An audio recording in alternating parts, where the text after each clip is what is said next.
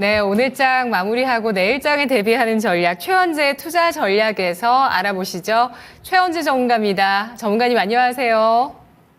예, 안녕하세요. 최원재입니다. 네, 오늘 양대 지수가 소폭의 하락으로 장을 마쳤습니다. 미국장이 상승했던 데에 비해서는 좀 아쉽지만 아시아 전반적으로 좀 힘이 빠졌습니다. 오늘 장 한마디로 어떻게 정리할까요? 수급이 역시 안 좋다 보니까 그냥 오전서부터 계속 보합권 아니면 소폭 약세권에서 계속 있었다가 결국에는 TSMC 좋은 소식이 나왔을 때 잠시 반짝했지만은 소폭 양시장 모두 하락 마감했다 그렇게 보고 있습니다. 네. 9월에 금리가 인하되면서 사실 이런 금리가 인하가 되면 유동성이 좀 풀리는 효과가 있고 이런 자금들이 어디로 가는지에 대한 여러 얘기들 금값이나 또 트럼프가 이기는 쪽으로 좀 트레이딩 하는 것이나 이런 좀 여러 분석 기사들 많은데요. 그런 가운데 우리는 그런 어떤 수급의 효과를 누리지 못하고 외국인의 매도가 계속됩니다. 시장 전략 어떻게 세우는 게 좋을까요?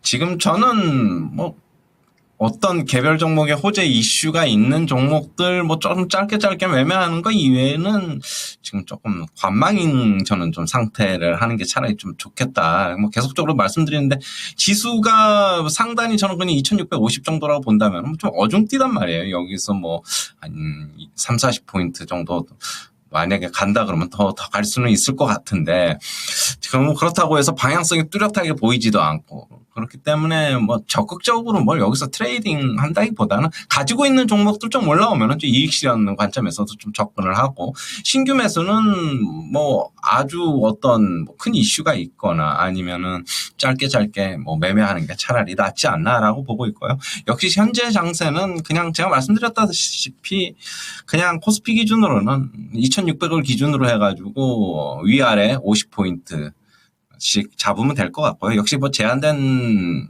등락이다 그렇게 보고 있습니다. 그러면서 계속적으로 종목별 장세로 지금 흐르는 거요.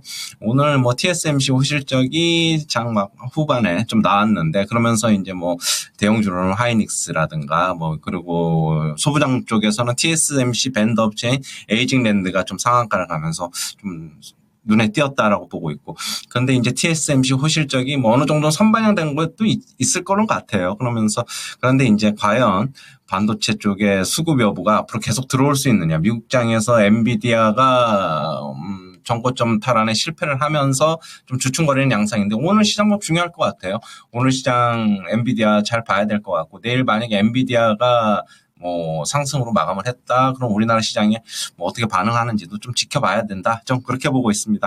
엔비디아 실적이 아니라 지금 상승이 아주 강하지 않으면은 역시 좀 어느 정도는 또 제한되지 않겠나. 그렇게 보고 있고요. 3분기 호실적 예상되는 종목 위주로 선치면은 유효하다. 그렇게 보고 있습니다.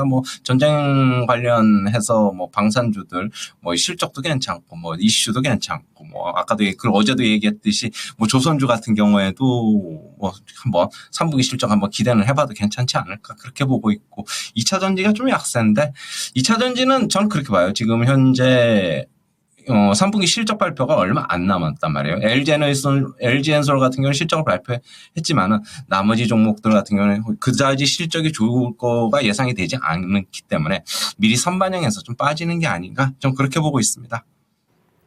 네. 그렇습니다. 지금 시장 단기 트레이딩에 국한하는 관망이 유리할 것이다라고 전략을 주셨는데요. 역시 그런 심리가 시장에 깔려 있어서인지 TSMC 실적을 확인하고 그러고 나서 TSMC 관련주들이 달리는 모습을 오후장에 보였습니다. 사실 오늘 TSMC 일정이 있었기 때문에 장 초반부터 이들 종목 흐름을 좀 짚어드렸는데 역시나 확인하고 대응하는 그런 시장의 움직임들, 자금의 동향들을 확인할 수가 있는 모습이었는데요. 엔비디아 상승이 중요하다고 하셨습니다. 나스닥이 힘을 받아야 그나마 우리 증시가 좀 유리하다는 말씀이실까요? 그렇죠. S&P 500 하고 다우는 최고점 돌파를 했는데 계속 이제 올타임 하이 아닙니까? 근데 나스닥은 예상 지금 정고점에 살짝 못 미쳐 있는데 엔비디아도 보시면은 어제 이제 말씀드렸는데 엔비디아 같은 경우에도 고점 정고점 부분에서 좀 주춤거렸단 말이에요. 여기서 주춤거렸기 때문에 오늘 시장 뭐 지금 오늘 뭐 TSMC에 어느 정도 그게 이제 반영이 되면은 재료가 한번 넘어갈 수 있지 않을까 좀 그렇게 보고 있고, 엔비디아 같은 경우가 지금 어느 정도 시장이, 그러니까 이게 상승률이 아주, 그런데 이제 얼마만큼 강하게 나오느냐에 따라서 우리나라 반도체 주식이 조금 거기에 이제 반응하지 않을까 그렇게 보고 있습니다. 네. 양호한 실적, 이것이 주가의 바로미터가 되고 있습니다. 미국도 그렇고요. 미국처럼 또 TSMC처럼 이렇게 좀 놀랄만한 뛰어난 성장을 보여주는 그런 실적들, 뭐 일단 그 후보군으로 조선, 방산 이런 쪽이 좀 움직이고 있다고 볼 수 있는데, 그러면 이들이 계속 간다면 오히려 또 실적 발표를 하기 전에는 또 그 새로운 대비를 하는 것도 필요할까요? 저는 그렇다고 봐야 되겠죠. 뭐 어느 정도는 뭐 아주 어닝 서프라이즈 아니면은 뭐 그냥 컨센에 그냥 소폭 상회하거나 그뭐 새로운 가능성도 있으니까, 그런 거는 뭐 분할해서 만약에 그 선침해했는데 실적이 잘 나와서 올라가면은 좀 분할 매도 관점에서 접근하는 것도 좀 그냥 어느 정도 그냥 안전하게 이익 실현하는 것도 좀 괜찮아 보인다. 너무 끝까지 뭐 욕심 부려서 그러는 것보다는 뭐 저는 그렇게 보고 있습니다. 네, 지난 분기에 사실 소비재 쪽도 실적 발표가 좋게 나왔었는데요. 화장품주에 뭐 물려 계시다든지 화장품주에 대해서 이번 분기 뭐 실적과 함께 어떻게 움직일지 궁금해 하시는 분도 많으시네요. 전문가님 의견은 어떠실까요? 아까 제가 이제 뭐 방산 조선 얘기한다. 화장품도 얘기하려고 그러는데, 화장품 주식들은 이제 중소형 주식들이잖아요. 그런 것들은 저는 괜찮다고 보고 있어요. 그렇기 때문에 뭐 지금 뭐 실리콘트나 VT 같은 경우엔 뭐 지금 주가 흐름이 좀 부진한데, 뭐 이제서부터는 좀 올라갈 수 있겠죠. 왜냐하면 미리 선반영해서 움직인다면은 뭐 저는 화장품 주식들 뭐 실적이 받쳐주니까 뭐 여기서 급격하게 하락보다는 뭐 어느 정도는 좀 다시 올라가지 않을까 그렇게 보고 있습니다. 예.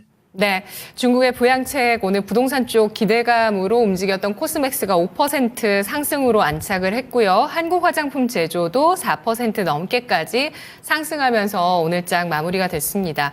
2차 전지 같은 경우는 업황의 바닥을 확인하고 내년에 좀 턴어라운드 할 수 있을 쪽이 될 것인가 관심이 모이는데요. 더불어서 뭐 엔터, 플랫폼, 게임 이런 것들이 이제 내년 장에는 그동안 좀 수급도 부진했었고요. 뭐 빈집이라고 하죠, 일명. 부진했었던 흐름이 있었고 내년도에 올해보다는 좋아진다는 관점에서 수익률 노려볼 수 있을 만한 섹터일지, 또 어떻게 접근하는 게 요령이 될 수 있을 것인지 짚어주시죠.